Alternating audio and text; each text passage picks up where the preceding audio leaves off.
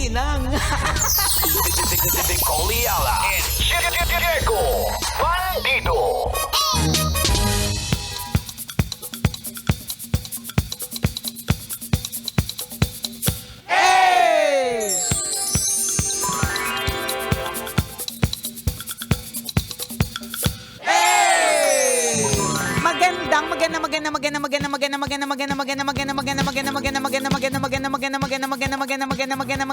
Magandang tanghali. Kumikinang na ulo, Diego Bandido.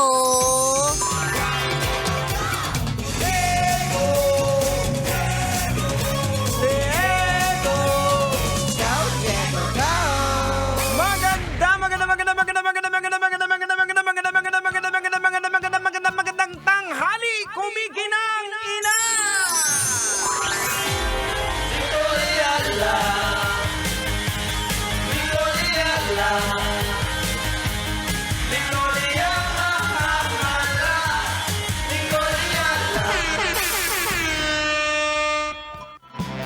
Dear Nicole Ayala and Diego Bandido.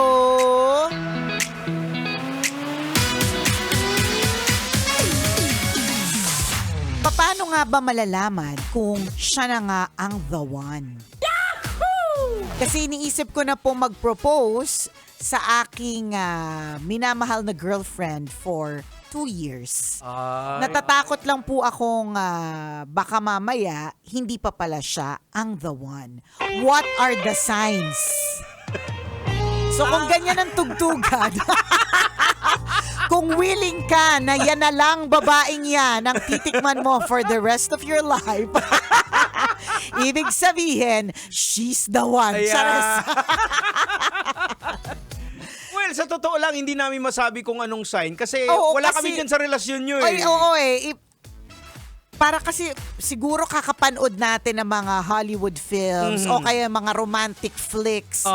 Kaya parang nakikita natin, na-envision natin na malalaman natin yung the one kasi may mga panghihina ng tuhod, may mga, yung para bang K-drama ang lahat, parang ganyan. Hindi kasi siya visual pag sinabi mo yung sign na she's the one or Oo, he's the one. correct. Kaya diba kanina yung pinag-uusapan natin, it's a marriage of yung brainwaves ninyo.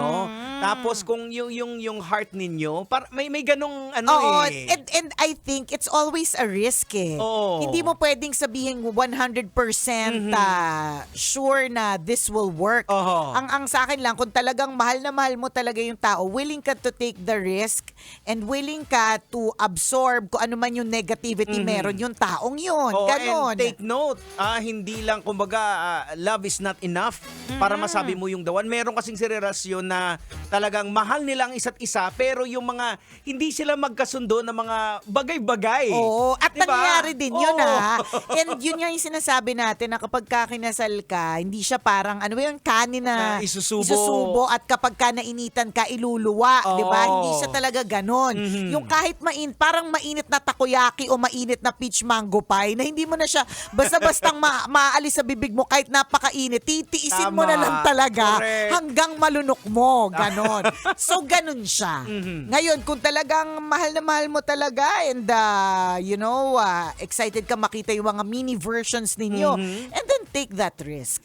Kasama kasi dyan yung mga masasamang ugali eh. Totoo yan. Diba? Hindi at minsan, mga kabisyo lumalabas po ang masasamang ugali kapag ka kinasal na. Ayan. Hindi nakikita talaga yan kapag ka boyfriend-girlfriend lang, na nakikita nyo lang yung best side of each other, ganon. At syempre, ang kagandahan din naman sa kasal, along the way, ipapatch up nyo yung mga shortcomings ninyo. Yan. Magtutulungan kayo yung kulang ng isa, ikaw yung Pupunan, pupuno. correct. Tapos yung isa naman, pag kukulang mo, siya din naman magpupuno. Kaya nga sabi nila ang marriage hindi daw yan laging 50-50 ang pagbibigay. Kasi minsan, si lalaki yung punong-puno, so kaya magbigay ng 90%. Si babae, 10% lang ngayon. So may mga times naman, season. Seasonal kasi yan eh. Depende sa trials, depende sa lahat. Correct. Diba? yun na minsan si babae naman yung pwedeng magbigay ng 98%, 2% Tama. lang si si Correct. lalaki. Ganon siya. Ayan. Ito sinasabi namin, hindi sa nabasa namin sa pocketbook. Hindi. Based on our personal experience. Diba? At saka ako naniniwala din ako, Jegs, na hindi sukatan yung tagal ng relationship. Totoo. Yun. Kasi minsan, marami tayong naririnig na chichika ng mga balita na ang ganda-ganda tingnan, panoorin sa social media. Yan. Tapos one day magugulat na lang tayo. naghiwalay. Matagal na palang may problema. Oo, Diba? ganon. May mga iba na nananahimik lang. Naalala ko may nagpadala dito sa Burnay dati na kwento na parang bigla na lang isang beses parang yung Ayaw na magandang niya. pagsasama Oo. bigla na lang ayaw niya na. Biglang ayaw na niya. Oo. Ganun may challenge po talaga siya Kaya nga ang dapat, sa tingin ko, ang dapat mga tinatanong sa mga ganito, yung mga talagang matagal ng mag-asawa. Ayan, oo. Yung mga tipong 40 years together. Correct, oo. Yung mga ganun, yung parang, paano mo natiis? Di ba? Ganun. Kasi Sila totoo po yun. yun, literal yun na magtitiis ka. Kasi Correct, may mga totoo. ugali kayo na talagang kuminsan nakakabuhisit. Oo, totoo. Alam mo, mahal mo naman, pero nakakabwisit talaga. Yung may mga pagkakataon na gusto mo talaga siyang isoli sa nanay niya. Pero kasama sa risk Ayan. yun Oo. 'Di ba na yun nga, para siyang takoyaki o mainit na peach mango pie na kahit gusto mong iluwa, hindi mo na lang maluluwa kasi ang dami nakatingin Oo. So titiisin mo na lang siya kahit magkumus-kumus na yung mukha mo. 'Di ba? Hanggang finally malunok mo siya. Tama. Ganon. Ay, pero ang gusto ko lang din sabihin sa'yo, dapat handa ka lang din talaga na may mga challenges yan. It's Oo. not always a bed of roses. Correct. Ayan. At ang mga pagsubok ay iba-iba ha. Depende sa kakayahan mo, Ayan. depende sa experiences mo, depende sa mga ibibigay sa'yo ni Lord. Oo, customize naman lahat Oo, ng pagsubok correct. eh. Maaaring ang pagsubok ay hindi sa relationship ninyo mag-asawa, kundi ang pagsubok ay sa mga anak. Totoo. Diba? Maaaring ang pagsubok ay hindi sa relationship, kundi sa financial aspect. Yes. Diba? So, madami pong problemang kaakibat yung pagpapakasal. Kaya ang tanong ko, Correct. sure ka na ba dyan? Hindi dun sa, sure ka na ba dun sa babae? Hindi. Oo. Sure ka na ba dyan? Ayan. Gusto mo ba talaga Oo, yun? pwede kasing sure ka na doon sa babae, pero yung obligasyon na kaakibat sa Ayan. pagpasok sa married life, Correct. Ay, sure hindi, ka na ba? sure ka na bang Kerry? Diba? Ayan. Actually, hindi ka na, feeling ko nga, Jex, hindi ka naman talaga truly magiging ready for it. Talagang it is a risk that you have to Oo. take. Talagang haharapin ninyo ito ng sabay as a team.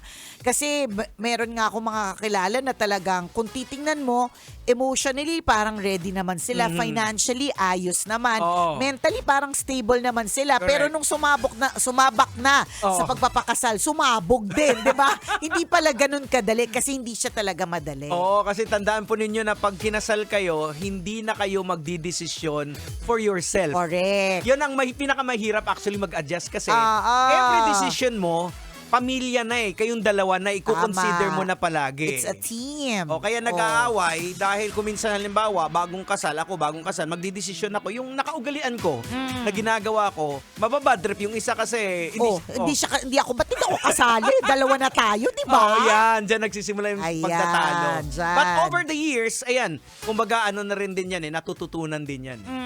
At hindi po 1 taon, 2 taon. Totoo. I think na-mention ko na ito, mga kabisyo. Kami ng asawa ko, it took a lot of years bago namin na-establish yung tinatawag na communication. At Oh, minsan yung hindi, intimate communication. Oo, correct. Na talagang yung sa kaibuturan ng puso, Oo. ano ba talaga ang nararamdaman. Yan. Dati parang surface level lang, ibig sabihin medyo mababaw lang. Pero kinailangan pang pagdaanan ng mga matitinding pagsubok para ma-establish yung pagko-communicate. Hindi po talaga siya madali. Kaya ang tanong ko sa'yo, uulitin ko, Kabisyo, sure ka na ba? Sure ka na ba dyan? Ayan. Oo. Kasi kailangan talaga dyan ng matindihang dasal. Tama. Matindihang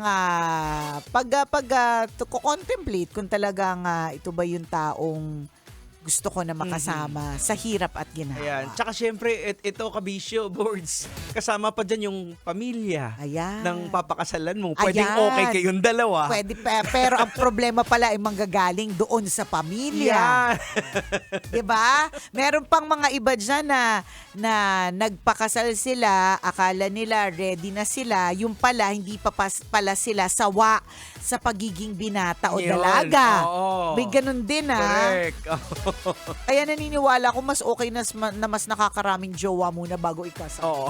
Para sa akin Kasi pagdating Sagadin mo muna. Oo, para pagdating ng kinasal na kayo, hindi ka na nagtataka ano kaya lasa nung iba, 'di ba?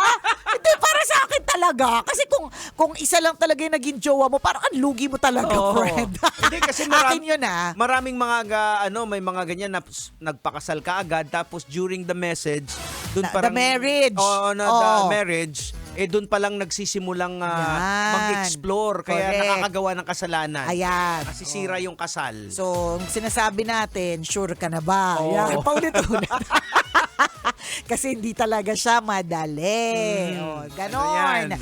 May nagtatanong sa atin kung wala daw ba tayong new upload sa podcast. Alam ko meron. Oo, meron. Every Monday Every po Monday yan. siya. Meron kaming bago. So dun sa mga hindi kami nakaka-catch on air, kanina rin meron na actually nag-message sa akin na napapanood niya tayo sa YouTube. So hindi niya talaga alam kung ano talaga yung oras natin sa radyo. Aha. So sa radyo po, 12 noon to 3 p.m. 3 p.m.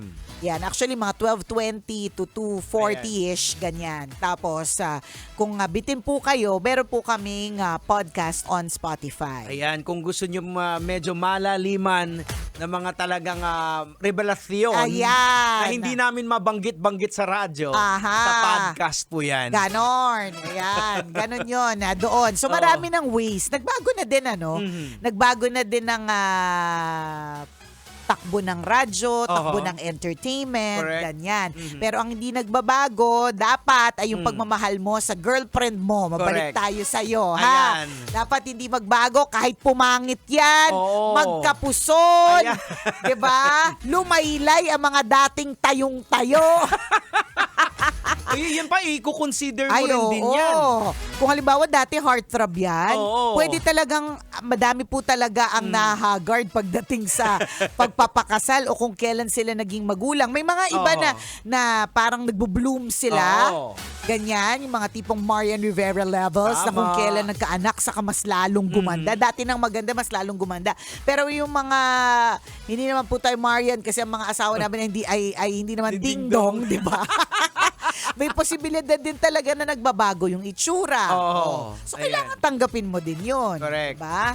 So, importante talaga na magkaisa kayo dito sa papasukin ninyo. Yan. At saka tama. Oo, hindi lang ikaw. Kaya nga, yun pa yung Yung isa. anong-ano ka na. Anong-ano ka na. Nagtatanong ka pa sa amin kung paano ko malalaman kung she's the one. Ang Oo. tanong, Oo. she ba? She Oo. likes to be Oo. married to you. Ayan, ready na ba siya? Ready na ba siya? Baka ikaw lang yun. So, kailangan maging handa ka din dun sa possibility na Tama. baka ikaw lang pala. Oo. Yung Gina G. Tapos siya, hindi pa pala. Oo. Ganon. Di ba sumakit tuloy ulo mo? Oo, Tanong-tanong diba? kasi ng tanong eh. Ayan. Oras natin mga kabisyo! 12:39 na, ako pong kumikinang na ulo, Diego Bandido. At akong kumikinang ina mo, Nicole Liala. Kailangan pa bang i-memorize yan? Basic!